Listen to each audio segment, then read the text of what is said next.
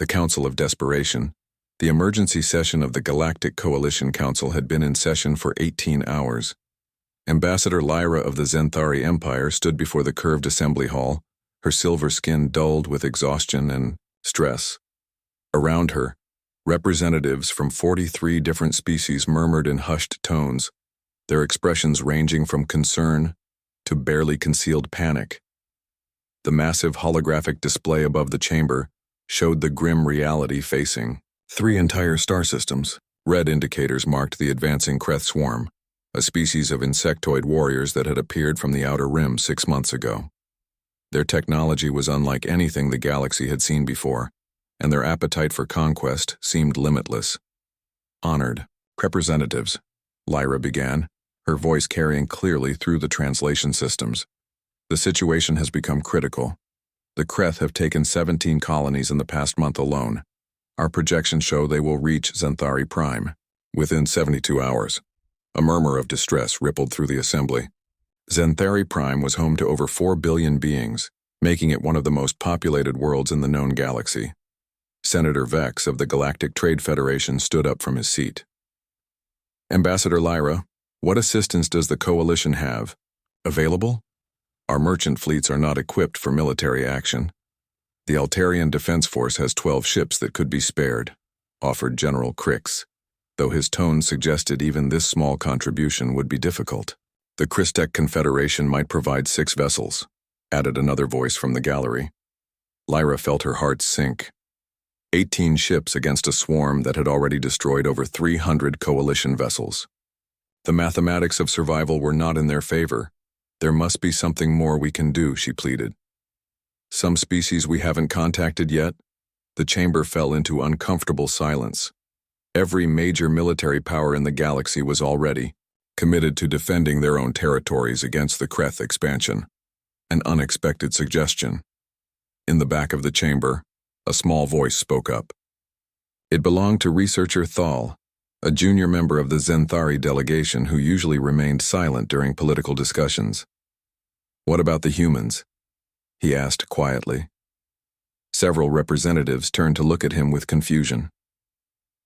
The humans were barely 50 years into their membership with the Coalition, and most species still considered them newcomers with primitive technology.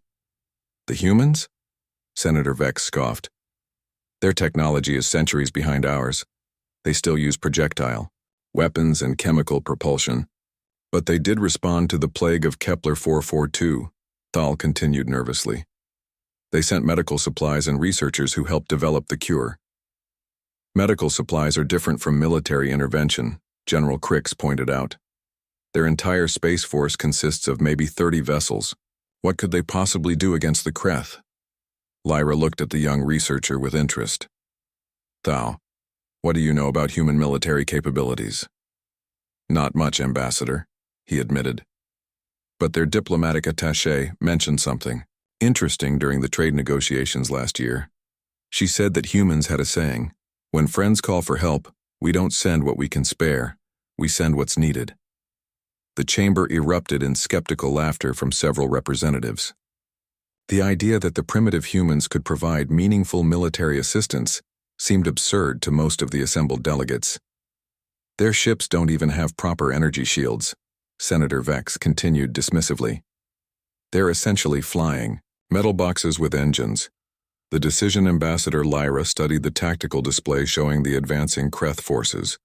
Every hour of delay meant more colonies fell, more civilians captured or killed.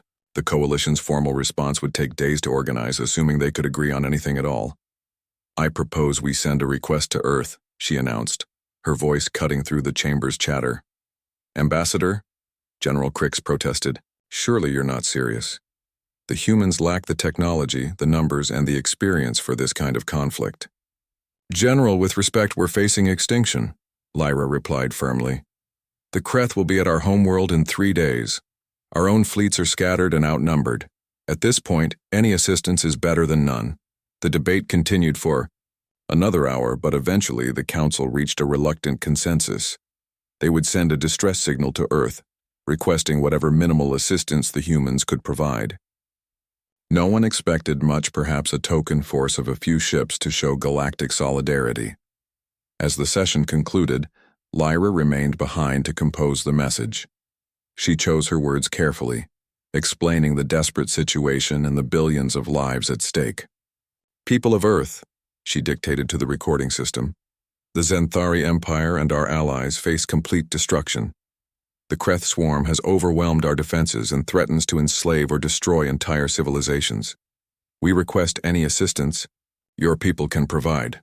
Time is critical. Any ships, any supplies, any support would be welcomed with gratitude." The message was transmitted toward Sol system with little hope and even less expectation. Earth's response Admiral Sarah Chen stood in the command center of Luna Station, watching Earth rise over the moon's horizon through the massive observation windows. She had been reviewing patrol schedules when the priority transmission arrived from deep space. "Admiral," called Communications Officer Torres, "we're receiving an emergency broadcast from the Galactic Coalition. It's marked with the highest priority codes." Chen's eyebrows rose. In the 50 years since humanity had joined the galactic community, such urgent communications were rare. Most contact happened through routine diplomatic channels. "Put it through," she ordered. The holographic display flickered to life, showing Ambassador Lyra's exhausted face. As the Zenthari's words filled the command center, Chen felt a familiar tightness in her chest. She had been a military officer for 30 years, and she recognized the sound of desperation. When the message ended, the command center fell silent. Chen's staff waited for her reaction, knowing that whatever decision she made would shape humanity's role in the galaxy.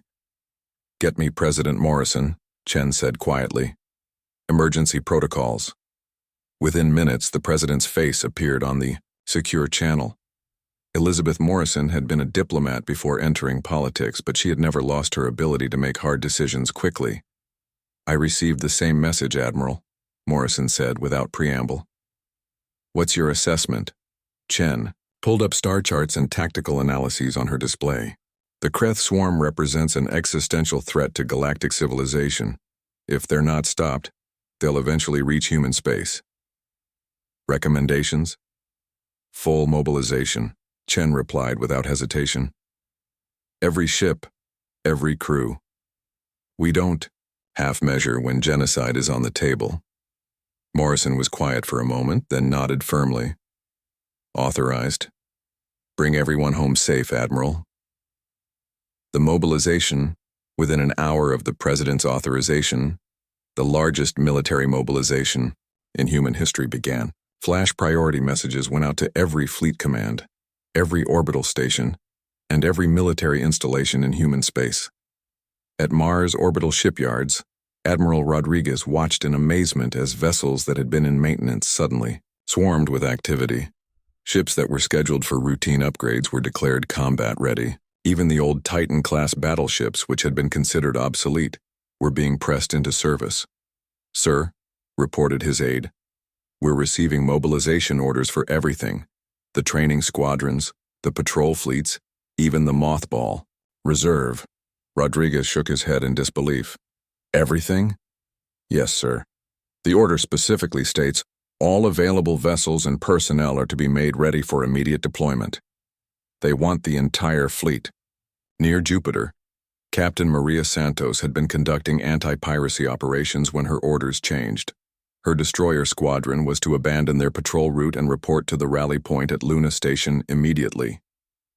"Captain," asked her first officer, "isn't this a bit excessive? The aliens only asked for whatever help we could spare." Santos looked at the tactical display showing the approaching Kreth threat. "Commander, when someone calls for help against genocide, you don't send what you can spare. You send everything you have." The mobilization continued throughout human space. Supply ships loaded ammunition and provisions at record speed. Maintenance crews worked around the clock to prepare vessels for combat. Reserve officers reported to duty stations they hadn't seen in years. The fleet assembles. 72 hours after receiving the distress call, Admiral Chen stood on the bridge of the flagship UHS Endeavour, watching the largest fleet in human history assemble around Luna Station. The numbers on her display climbed steadily as ships from across the solar system reported ready for departure. "Status report," she called to her operations officer. "First Fleet reports ready, Admiral. 312 vessels. Second Fleet ready, 406 ships. Home Guard units ready, 237 vessels. Reserve. Squadrons activated. 118 ships." The reports continued for 20 minutes. Chen had commanded fleets before, but never anything approaching this scale. Ships that had been scattered across dozens of systems now formed into the most powerful military force humanity had ever assembled. "Final count, Admiral," reported her Chief of Staff. 2,847 vessels ready for hyperspace jump. Chen nodded grimly. The aliens had expected perhaps a dozen ships from the primitive humans. They were about to receive nearly 3,000. "All vessels," she broadcast to the assembled fleet. "Prepare for jump to Zenthari space. We have friends to save and a galaxy to protect." The massive fleet aligned itself for the hyperspace jump.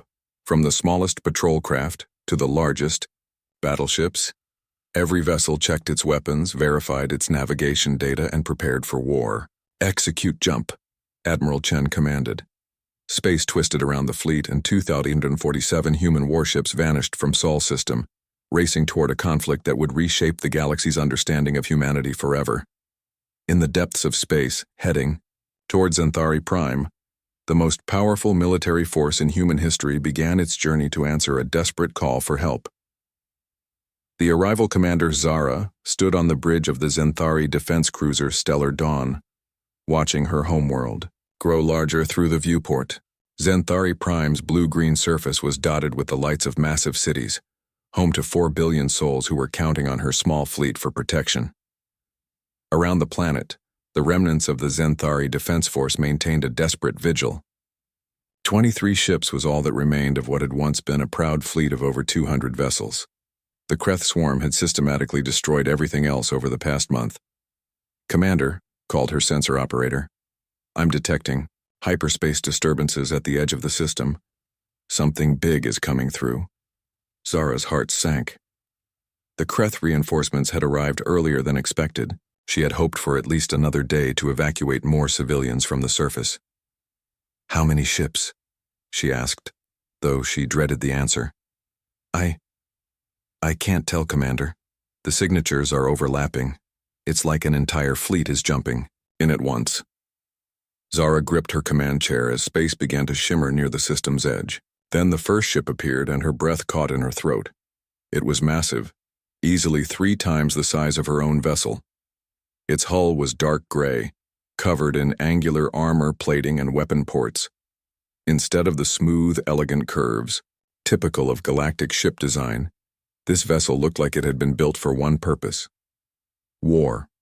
"Unknown vessel," Zara broadcast. "This is Commander Zara of the Zenthari Defense Force. Identify yourself immediately." The response came in clear, accented galactic standard. "This is Admiral Sarah Chen of the Human Expeditionary Force. We received your distress call." Before Zara could respond, more ships began appearing. Lots more ships. Her sensors registered 10 contacts, then 20, then 50. The numbers kept climbing as vessel after vessel materialized from hyperspace. "Commander," her sensor operator said, his voice rising with disbelief, "I'm reading 300 human ships. No, wait. 500. They're still coming through." Zara stared at her tactical display in shock. The space around Zenthari Prime, which moments ago had been dominated by the approaching Kreth forces, now teemed with human vessels. They moved with a precision she had never seen before, each ship knowing exactly where to position itself. "Commander," the sensor operator announced, "final count, 2,847 human vessels in the system." The shock of numbers. 2,800? Zara repeated weakly. "That's impossible. The humans only have 30 ships." "Apparently not, Commander," her tactical officer replied, staring at his instruments in amazement. "They brought everything they have." Admiral Chen's voice came over the communications again. "Commander Zara, this is Admiral Chen. We understand. You're facing a significant threat. We brought some friends. Through her viewport, Zara could see the human fleet deploying with mechanical precision. Massive battleships formed defensive lines between the Kreth forces and Zenthari Prime. Smaller, destroyers spread out to cover the flanks. Carrier groups positioned themselves to launch fighters at optimal range. Admiral Chen, Zara managed to say, We only asked for whatever help you could spare. This is what we could spare, Chen replied matter-of-factly. Now let's discuss your Kreth problem. First contact with the enemy. The Kreth swarm had been monitoring the situation from the outer system. Their insectoid commanders had expected to face the same weak resistance they had encountered throughout their conquest. Instead, they now found themselves confronting a wall of unknown warships. High Commander Vask studied the tactical displays in his command hive with growing alarm. His scouts had reported only 23 Zenthari vessels defending the system. Now there were nearly 3,000 unknown contacts. Analysis. He clicked to his subordinates in the harsh Kreth battle language. Unknown vessels, Hive Commander, reported his tactical specialist.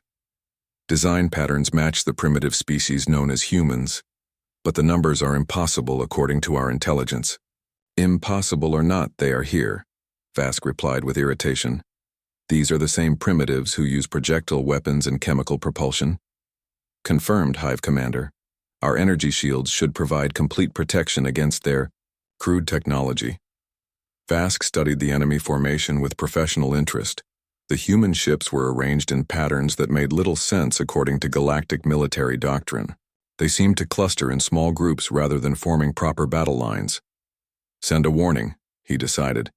If they withdraw immediately, they will be spared. The Kreth transmission reached Admiral Chen's flagship moments later. Human fleet. This is High Commander Vask of the Kreth swarm. You have entered a combat zone. Withdraw immediately or face destruction. This is your only warning. Chen's response was swift and direct. High Commander Vask, this is Admiral Chen. You are ordered to withdraw from this system immediately and return any prisoners you have taken. This is your only warning. The alien's reply was predictable.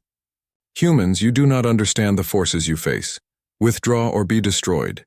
Chen's response was equally direct. Wrong answer. The battle begins.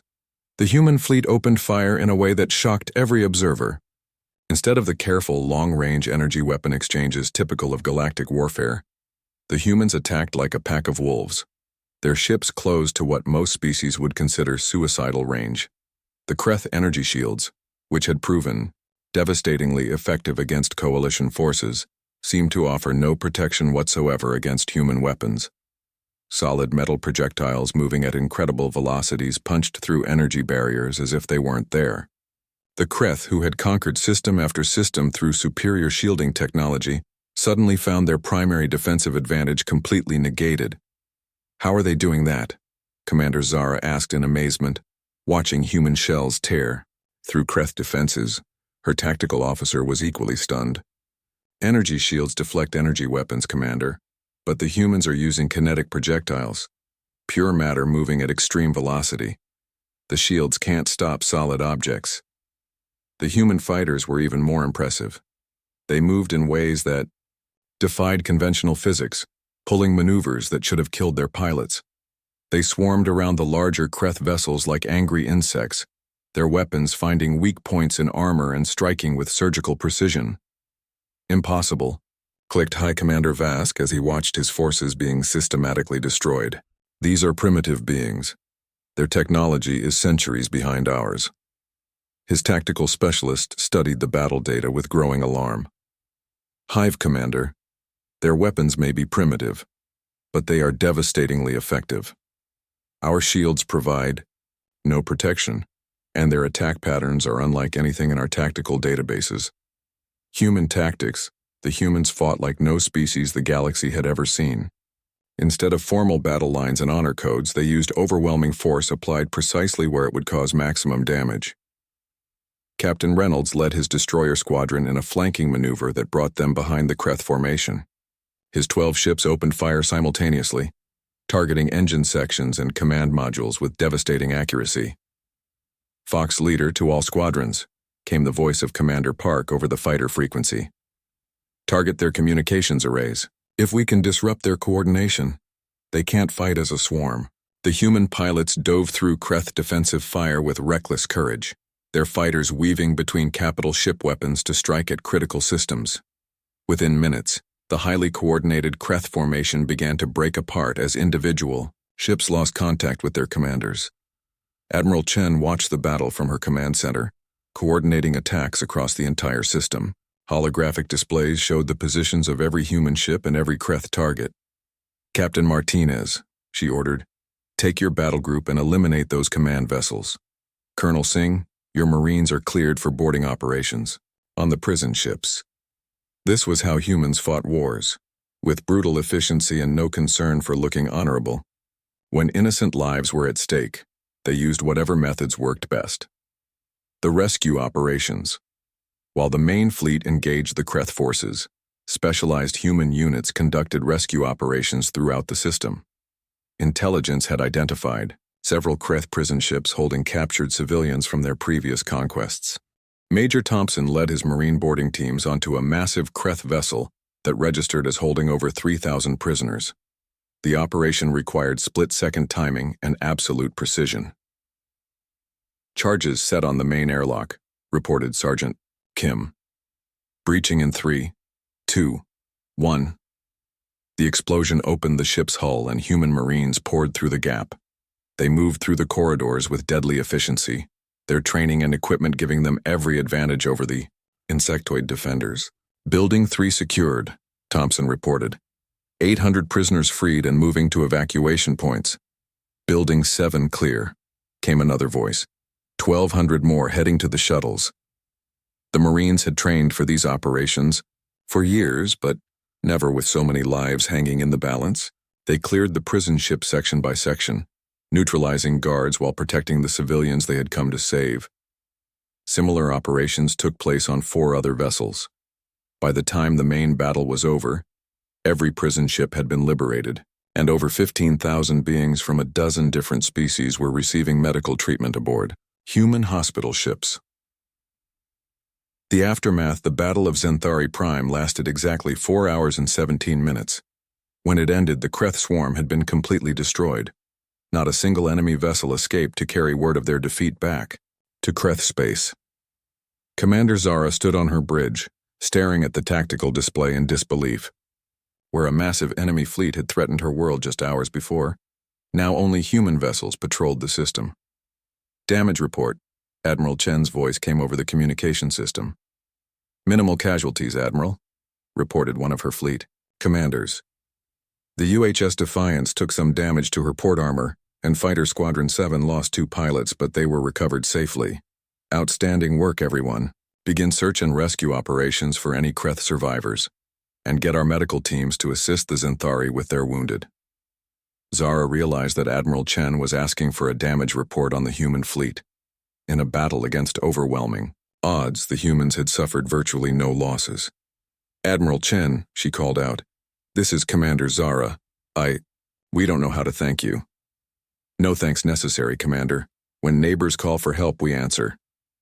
As human medical shuttles approached Zenthari ships to assist with the wounded, and human engineering teams prepared to help repair battle damage, Zara understood that the galaxy had fundamentally misjudged humanity.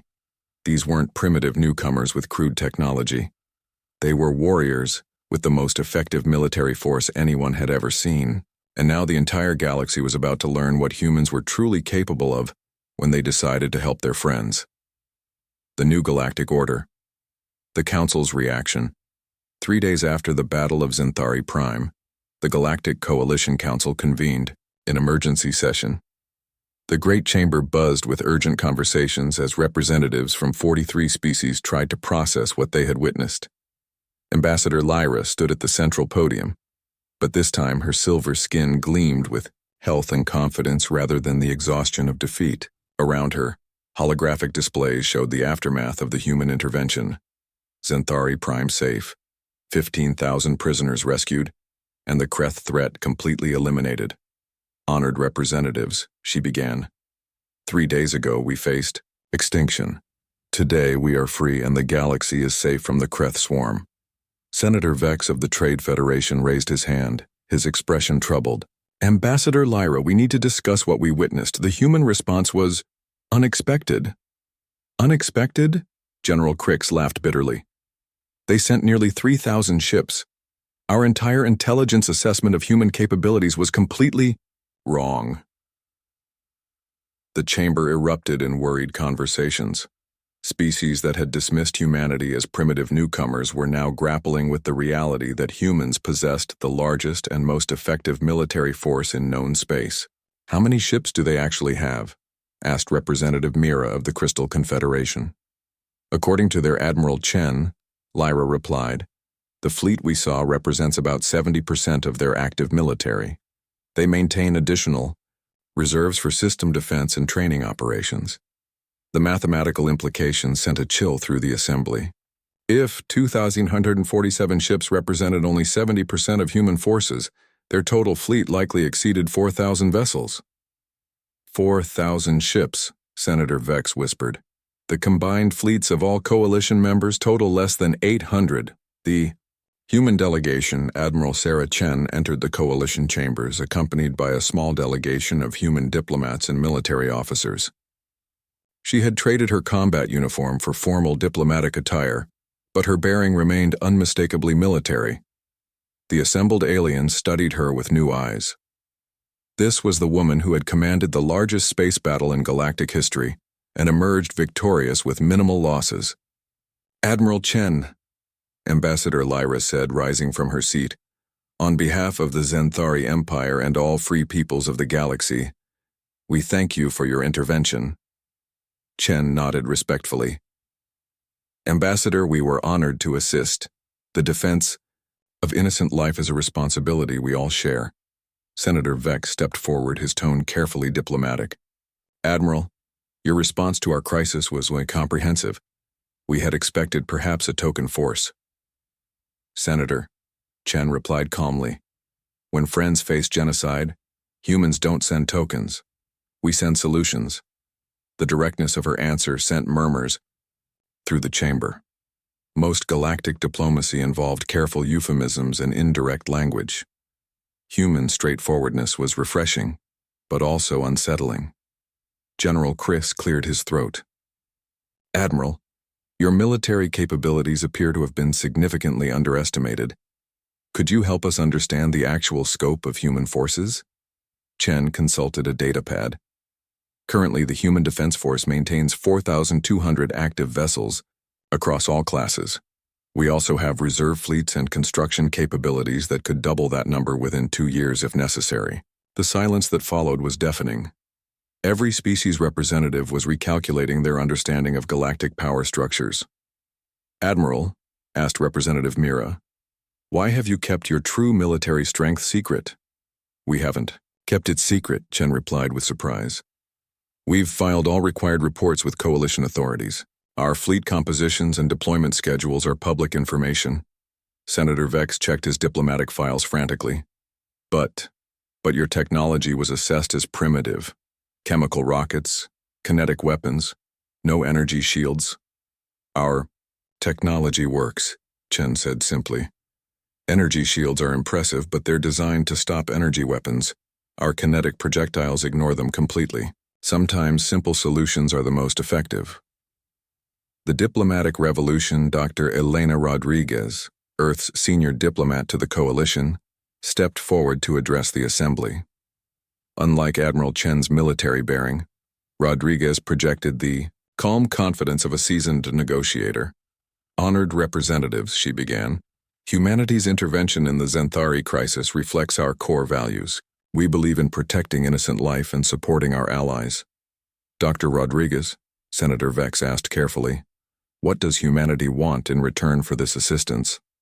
The question hung in the air. Every species expected some demand for territory, trade concessions, or political advantage.